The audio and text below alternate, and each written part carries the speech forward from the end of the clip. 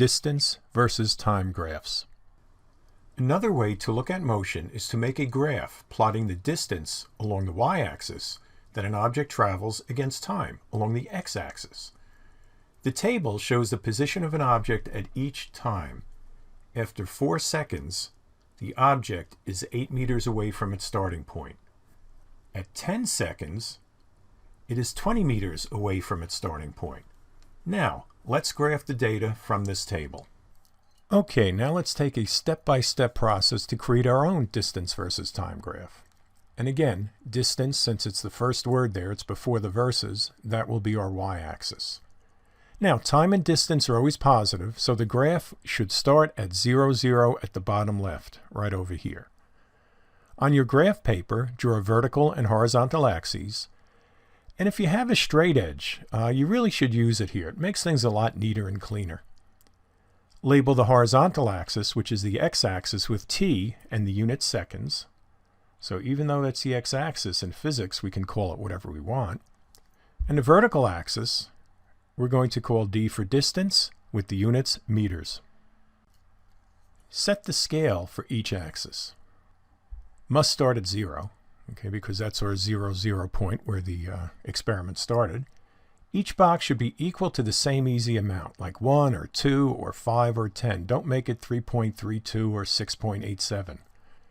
This will enable us to have as much of the axis used to reach the maximum value. So you can see here we chose 10 seconds. Doesn't have to be exactly at the end, but you want it pretty close. No skipping. Put tick marks where the axis and the side of each box crosses and number them. For the d-axis, we start with 0 where the axes cross, then put 2 at the next crossing up, 4 at the next one, and so on. Plot the data. This is what we sketched a couple slides before, but it looks a lot neater now, doesn't it? What makes this a good graph? Well, let's see. We've got tick marks evenly spaced. The maximum values are near the maximum of our data collected. The tick marks are marked, they're numbered. We have the axes labeled, both with the quantity and the unit. So we have distance in meters, time in seconds. And the graph takes up most of the space. We've got data pretty much taking up the entire graph. That makes a good graph. Draw a straight line through all the points. And that's shown on this graph here. Now when you take data, it doesn't always look that clean. So when you draw your straight line, it's called something a best fit line. So what you'll want to do, and let's just sketch this quickly. Don't worry about it so much for now. Let's just work with this on the next few slides. But if I have data points like this, oh, not that one, this one.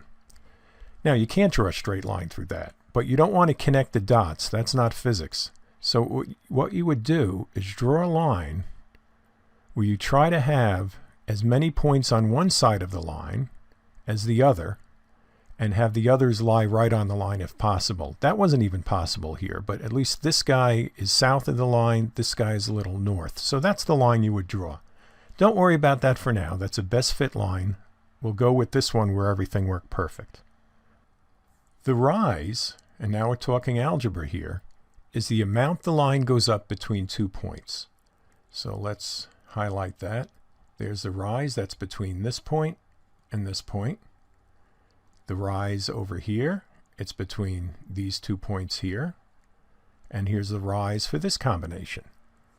The run is the amount of the line that goes across between the same 2 points. So the run's in the x direction and the rise is in the y direction.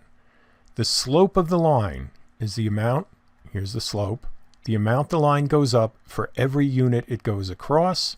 And we represent that by slope is rise over run, or change in the y variable, which in this case is distance, divided by the change in the x variable, which in this case is time. What is the slope of this line? Slope is rise over run. Couple hints here. You can use any 2 points on the line to find the slope. Now if you did a best fit line, again, I'd like to refer to that because we'll get to that at some point. Like this, you have different points. Once you draw that best fit line, you ignore the points. You don't use them for the slope. You get the slope off of the line, any 2 points on the line.